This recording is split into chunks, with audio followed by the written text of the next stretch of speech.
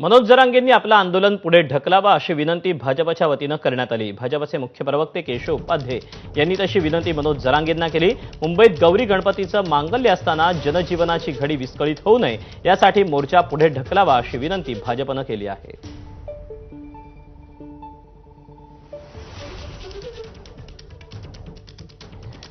मुंबईत मराठा समाजही उत्साहात गणपती आणि गौरी उत्सव साजरा करतो।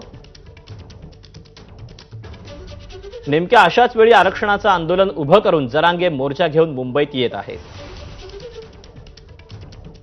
मुंबईच्या जनजीवनाची घडी विस्कळीत होऊ नये यासाठी मुंबईतील मोर्चा पुढे ढकलावा ही विनंती असल्याचं केशव उपाध्येंनी म्हटलं आहे। मराठा समाजाला आरक्षण दिलं पाहिजे यासाठी देवेंद्रजींचं सरकार कटिबद्ध आहे। उद्धव ठाकरे शरद पवारांच्या सरकारच्या अपयशानं त्यात विघ्न आलं। सरकारसमोर दंड थोपटून उभे राहण्यापेक्षा सहकार्याचा हात समोर करा।